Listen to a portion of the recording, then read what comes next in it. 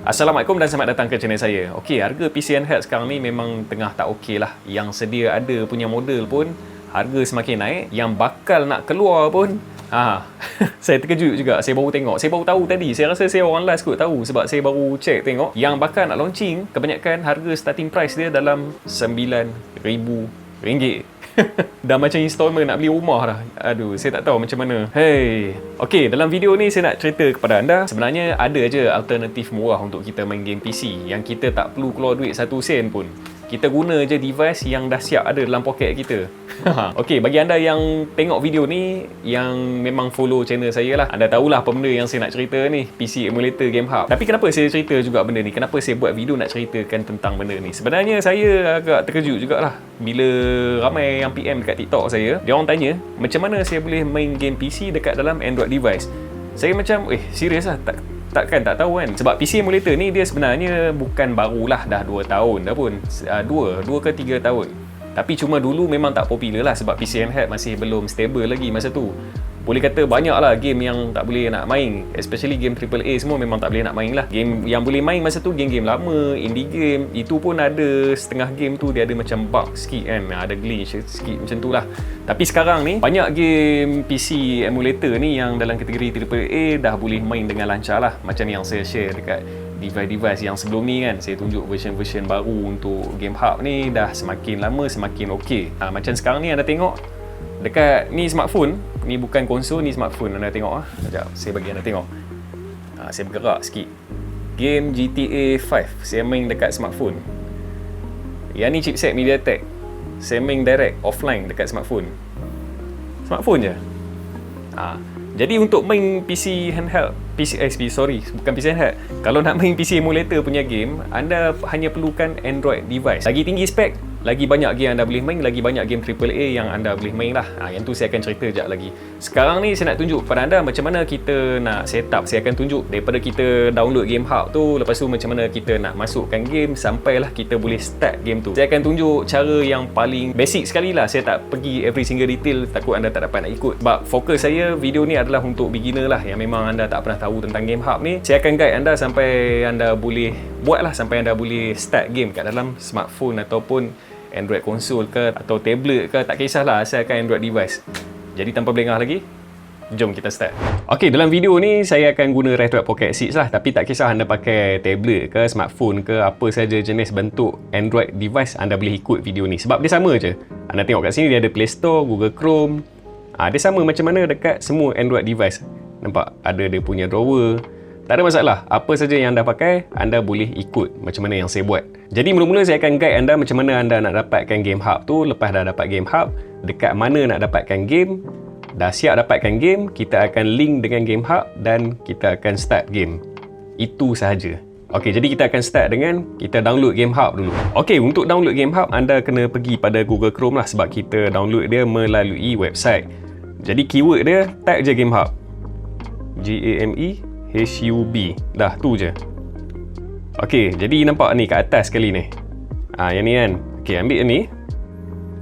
Lepas tu ambil yang Android. Dia ada dua, Google Play dengan Android Download. Android Download ni dia tak download yang ada dekat dalam Google Play lah. Yang ni adalah versi APK daripada website. Download, open, install, open, agree, allow. Dah, kita dah dapat dah Game Hub. Sekejap lah proses dia. Okey, Game Hub ni sebelum kita start guna, kita wajib login kita punya Gmail. Okey, tekan dekat, nampak yang bulat-bulat ni, ada 4 bulat kan. Tekan dekat sini. Okey, dekat sini kita kena login kita punya Gmail, baru kita boleh start guna. Okey, saya akan login saya punya Gmail dulu. Jadi saya dah siap login ni, kita jumpa balik. Okey, bila dah siap login kita punya Gmail, macam ni lah, dia akan terus keluar macam ni. Tekan je. Okey, sekarang kita dah pergi dekat bahagian game. Dekat mana anda nak dapatkan game? Inilah dia, dah terpampang dekat sini. Dia ada PC game, Steam game, Epic game. Retro game ni kita tak payah cerita lah sebab yang ni game-game retro, bukan game PC. Okey, saya akan terangkan sikit Epic Game. Okey, Epic Game ni bagi siapa yang dah ada account Epic Game, anda boleh terus login je kat sini dan dia akan keluar semua game yang anda dah siap ada dekat dalam anda punya account. Sama juga dengan Steam Game. Anda kena link anda punya akaun Steam Game kat sini. Anda masuk anda punya kata laluan dengan dia punya password apa semua.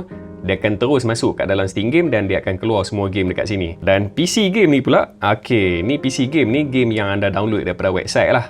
Anda download daripada website, anda masuk ke sini, lepas tu anda tekan import dan anda kena link dengan dia punya exe file. Jadi saya akan buat dan anda akan tengok dan anda boleh ikut lah. Okey, first kali saya akan login saya punya Steam account. Proses untuk login Steam account dengan Epic account ni sama je. Jadi saya tak buat dua-dua, saya akan buat satu je.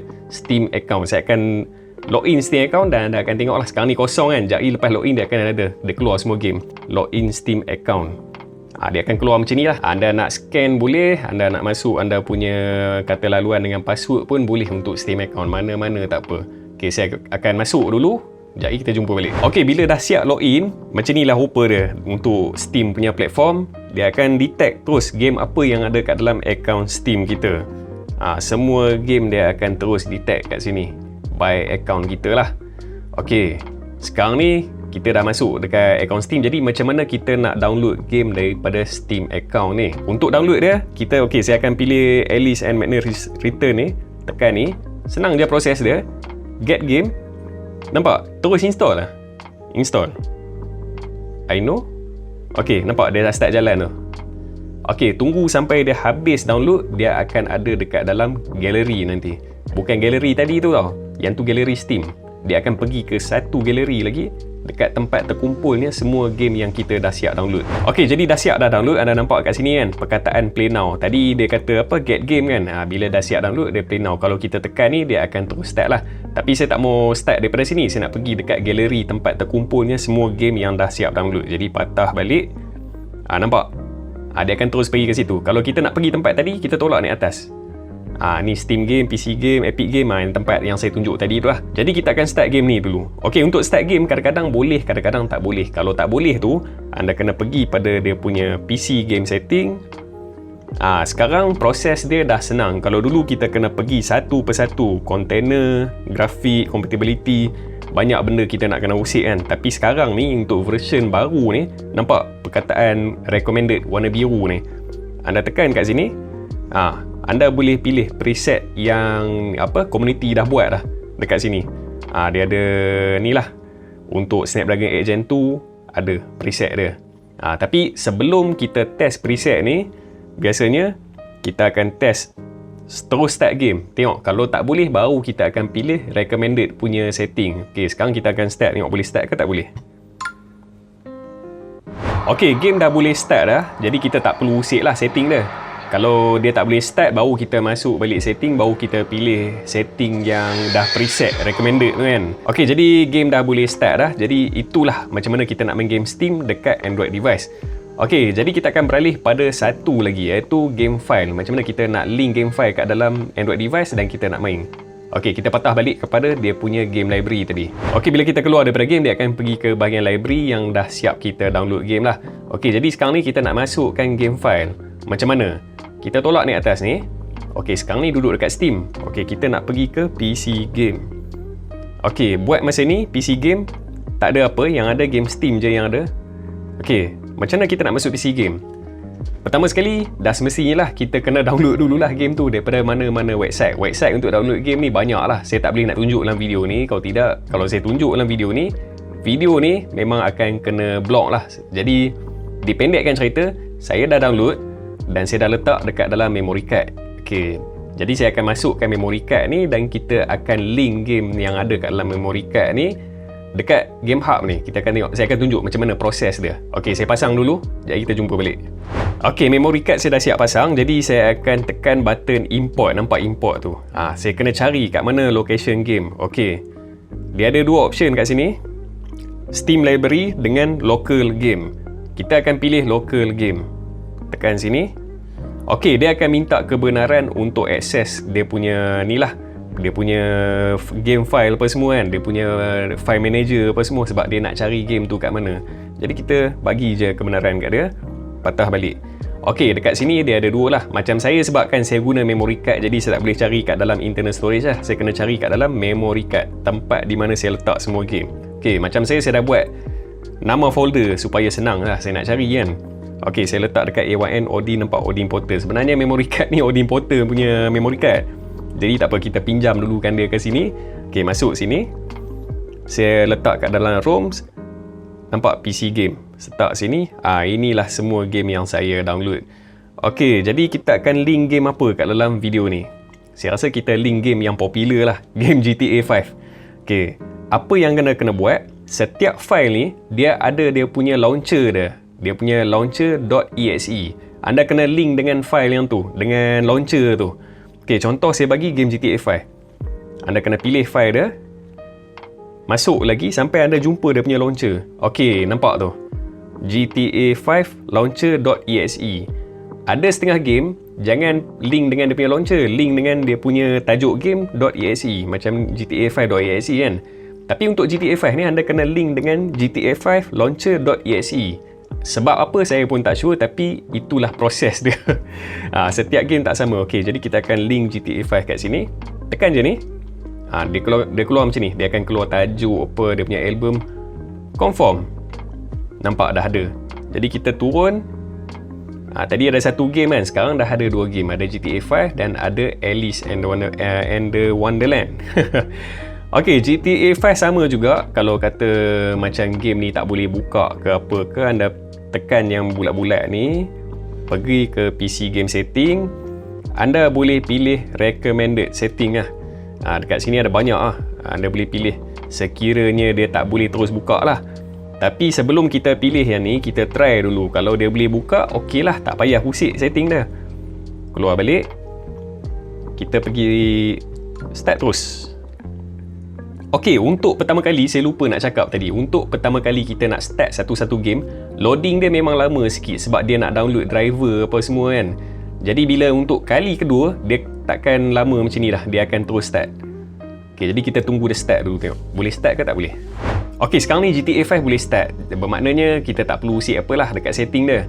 Cuma dekat sini anda nampak dia tak full screen dah. Dia jadi kecil macam ni kan. Okey, ada setengah game memang dia akan jadi kecil macam ni. Tapi tak ada masalah. Anda nanti bila game tu dah start, anda masuk ke dalam setting game tu, anda boleh setkan dia pada full screen lah dan dia akan dapat full screen. Okey, jadi GTA dah start dah. Okey, saya akan tunjuk sikit lah macam mana kita nak bagi dia full screen. Kita tekan start, pergi pada dia punya setting, kita turun macam kecil pula. Saya bagi dekat sikit takut anda tak nampak. Okey, anda tengok kat sini tau. Kita turun ke ni apa? Ni grafik. Kita turun ke grafik. Kita pergi ke window. Ni window ni kan. Tukarkan dia kepada full screen. Lepas tu kita turun bawah, resolution dia bagi 720p. Tekan apa ni Y. Baru tekan A. Nampak dah full screen. Jadi itulah step dia. Daripada mula sampailah kita dah boleh main game. Okey, saya harap anda dapat ikutlah tutorial saya buat tu. Saya pun dah lama tak buat tutorial. Saya takut macam saya cerita ni terlampau laju sangat ke, takut anda tak dapat ikut. Tapi apa-apa pun kalau anda tak faham, anda boleh tanya kat dalam ruangan komen ataupun anda boleh PM dekat TikTok saya ke mana-mana pun tak apa.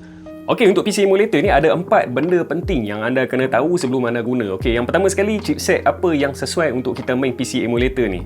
Okey, tak kisah Android device jenis apa pun anda pakai, smartphone ke, tablet ke, apa ke.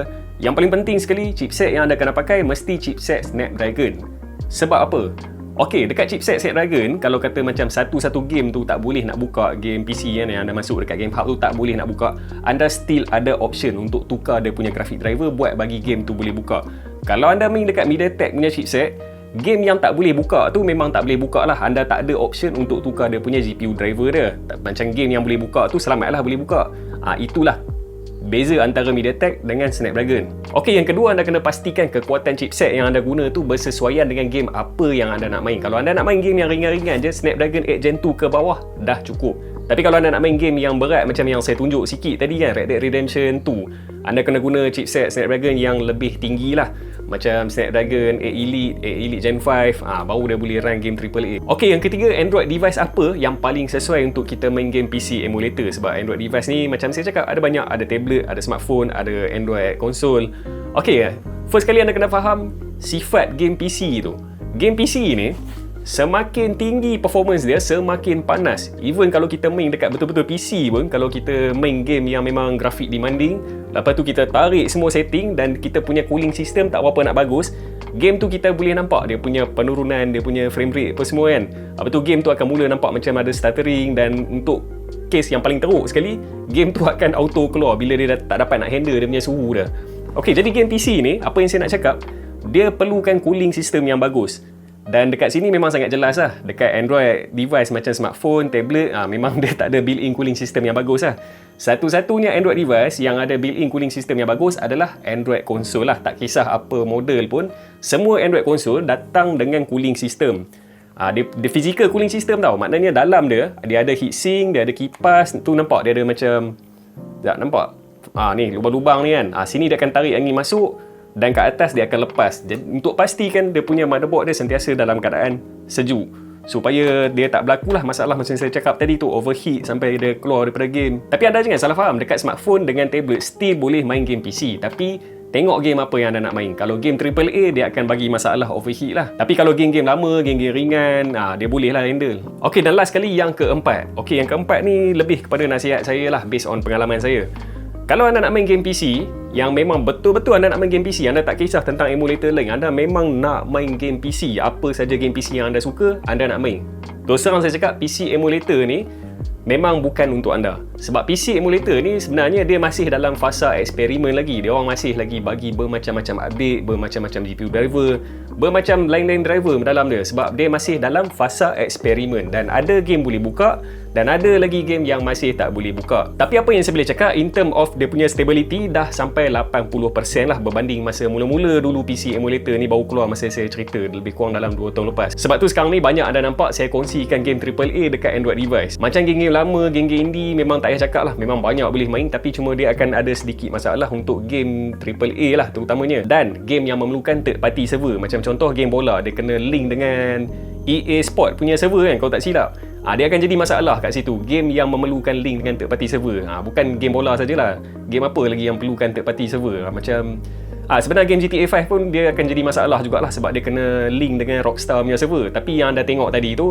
saya guna crack version. Crack version dia akan bypass dia punya Rockstar punya server. Jadi dia boleh start lah, tak ada masalah. Dan saya sendiri pula, memang saya adalah pengguna PC yang anda nampak kat belakang saya ni. Satu lagi laptop. Kat mana saya? Tak ingat saya letak kat mana. Laptop dengan ROG Xbox Ally X untuk saya nak main game PC lah. Tapi walau macam mana pun, di akhirnya, di penghujung-penghujungnya, saya akan tetap capai Android device untuk main game PC yang dia boleh handle. Sebab dia lebih mudah lah Android ni, tak kisahlah smartphone ke konsol ke, lebih mudah, lagi senang kita nak bawa, lagi portable lah, nak masuk dalam poket ke apa. Anda bayangkan, anda tengok beza besar mana. Ni dia.